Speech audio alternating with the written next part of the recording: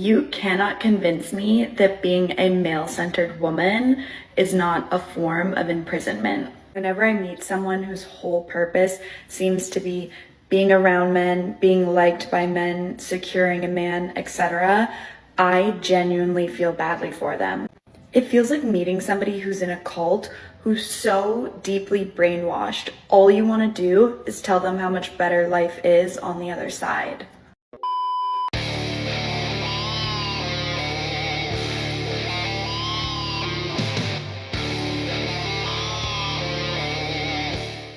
Modern women are getting humbled online in the best ways possible. We've got one for you here today from Logical Dating. Don't forget to like and subscribe on your way in, and let's get into it. If he can afford his hobbies, his car, and the outings with his friends, he can afford you too. I find takes like this to be rather concerning because it seems like a lot of individuals are now more than ever focused on what they can get out of a relationship in terms of benefits, as opposed to actually being focused on the relationship itself.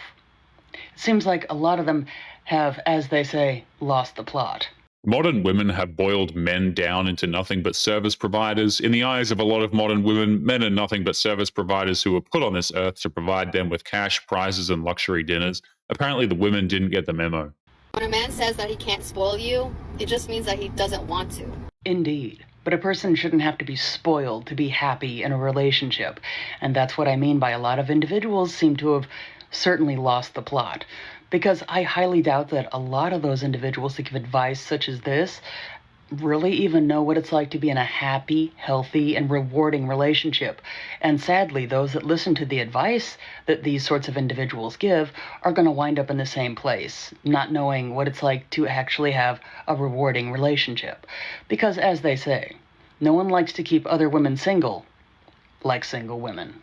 Women like this have clearly never seen Willy Wonka and the Chocolate Factory. If they did, they would know that Veruca Salt, one of the most annoying characters, was insanely spoiled and got nothing for it. That's all these women are, and that's why men avoid them like the plague. Men have no honor anymore. Honor, huh? Interesting. I wonder how they're going to try to nitpick men today. There are some men in this world who I do believe have held on to some part of their dignity. When are we going to get to the point about honor? But for the most part, men out here would rather sit at home on their ass playing video games than actually doing anything important with themselves or their life. If you were to ask this woman to define the word honor, she wouldn't be able to, but that's only because she has none to speak of herself. That's why she has to bash dudes who just want to be left alone as they play video games. Let's be very clear. A lot of gentlemen work very hard most of the time during the week, and a lot of gentlemen enjoyed playing video games as a way to unwind, and there's nothing wrong with that. What's the problem? They don't stand on their word, they don't stand on business, and they fold like a lawn chair when any amount of pressure requires them to grow the fuck up. They never did mention anything having to do with honor, did they? But, after all, if nothing else, this has been a wonderful example of what not to do. To take a person's personal experience and use it to then generalize an entire population of people. That has nothing to do with honor. That has more to do with this woman constantly chasing after dudes like Chad and then getting frustrated when he refuses to commit to anything that isn't low effort, casual bedroom fun. That's poor life choices on her part, not a lack of honor on his. So these two girls go into Old Navy looking for their fleece that is pretty popular during the winter months. And they say, oh, everybody always gets a size 3X, I think. And as some out there might expect, there are some that have a problem with the size of clothes that some decide to wear. And arguably, you can see by the size of these girls, they probably wear like a small. And the point would be... I'm actually happy to see that people were calling this out in the comments. There were a lot of people being like, why would you need a size 3X? But let me go into why this is not okay. There are a lot of people that do like to be in other people's business. If you have to go online and openly complain about how other people prefer larger hoodies, then you can safely assume that person not only has too much time on their hands, their lives are also so amazing that they have practically nothing of substance to actually complain about. We're going to start with the statistics first. Statistically, 70% of US women are a size 16, 18, or over. So most of US women are plus size. Is it just me, or does anybody else find it moderately, if not more than moderately, alarming that there are that many people in the United States that are overweight?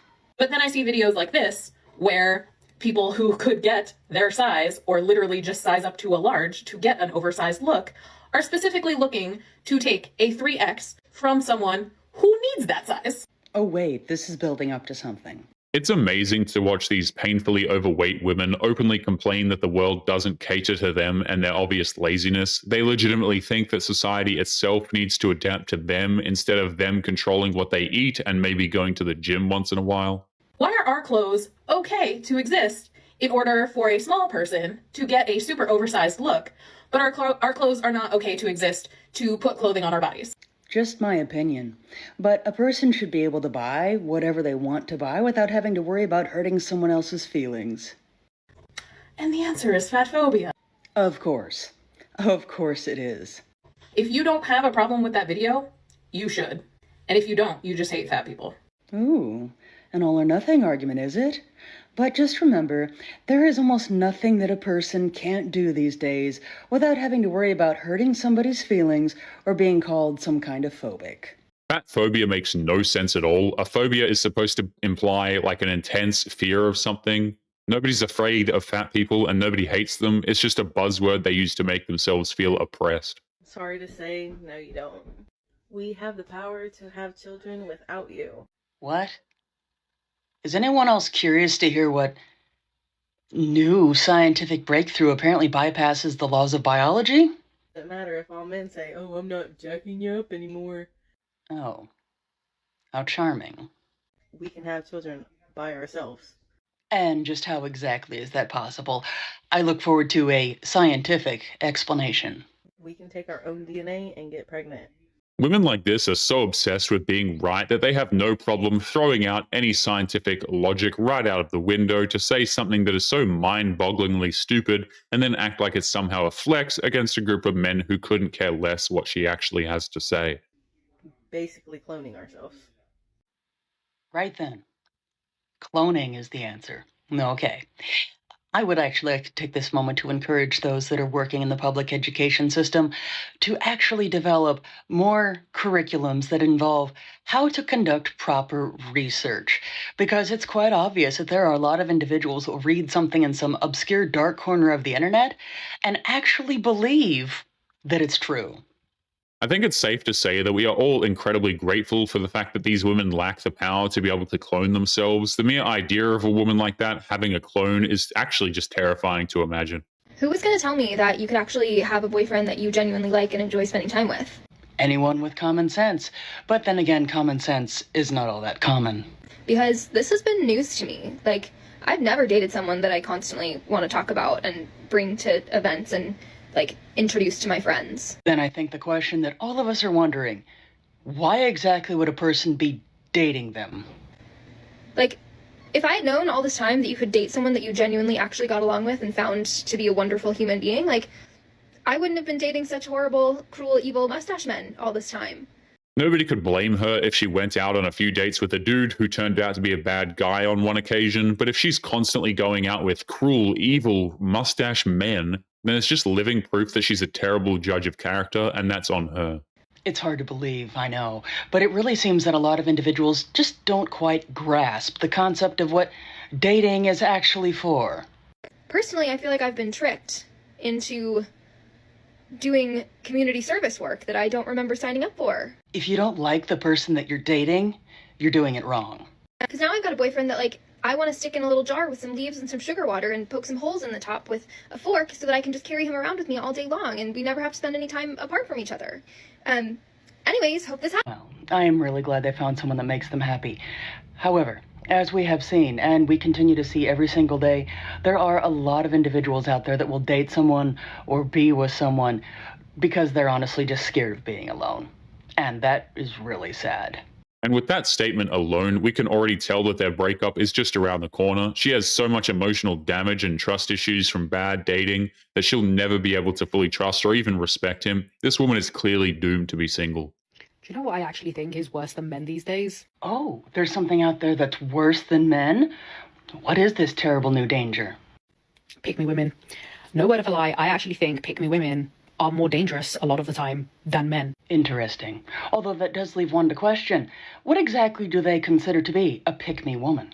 These are women who will defend men they don't even fucking know properly, literally over the fucking internet. They haven't even met them in real life. I can absolutely understand how some would view it as dangerous when a woman knows her own mind, stands up for what she believes in, and has the courage of her convictions not to be pulled into the ever-popular trend of disparaging men just because they happen to be men. This whole trend of hating on pick-me women for not hating on men is rooted purely in jealousy. Deep down, they know it's those dreaded pick-me women who actually get dates and proper relationships at the end of them because men don't really appreciate being despised. But this man won't even bat an eyelid at this woman. They won't even text back if they were texting you. They wouldn't even buy you a drink, and they'd ask you to go half on a date that they invited you on. So tell me again why you are constantly defending men. Many women, such as myself, choose to defend men because, believe it or not, it's actually the morally right thing to do when a person observes an entire population of people being persecuted for a characteristic that they cannot control based on the actions of some members of that group. Yet you'll be quick to shit on a sister. You'd think that these women would want to encourage the pick-me's to go after those bad boys because then that would increase the chances of finding that magical place where all the good men go. But the truth is they just want everyone to be as miserable as they are. See, that's a red flag for me. And what's an even bigger red flag is when someone thinks that they should support someone based on what their gender happens to be and not on what they actually have to say. Being pick-me is nothing other than internalized misogyny. It's nothing other than women thinking that they're chosen or that male approval is like a gold medal for them. Sadly, those are the only arguments that they seem to be able to come up with to try to shame individuals into silence. However, it's not going to work. So what they do is they trample on other women in the process, thinking that we're all scrambling for men's attention. Like, please, sister. Sadly, there's a lot of women that think this way about women that stand up for men. They think that we do it for male attention, when in actuality, we're doing so because it is the right thing to do. The ironic thing is that all modern women want is male validation oftentimes. They want men to pick them, to take them out on dates, and to give them that princess feeling that they've only seen in the movies. And if they can't have that from a man, then no woman should be allowed to. A man who asks you out to coffee, say no. No. The highly debated coffee date. So why exactly should a woman say no to a coffee date? Don't let him take you out unless he can pay for a full meal for you. Contrary to what some women out there believe, most guys that ask a woman out on a date can actually afford a full meal. However, let me ask, what exactly is a full meal going to get you in regards to getting to know that person that you won't get on a coffee date? Coffee dates are a cheap way to get out of a real date, and real men don't do that. So, say no. It's kind of hard to believe that a woman who's obviously been single for most of her life knows what a real man even is. If she did, then she wouldn't be complaining online about coffee. But anyway, guys, we're going to be leaving today's episode there. Don't forget to subscribe on your way out. Click this video that's up on the screen now if you want to see more. Take care of yourselves, and I will see you all in the next one. Peace.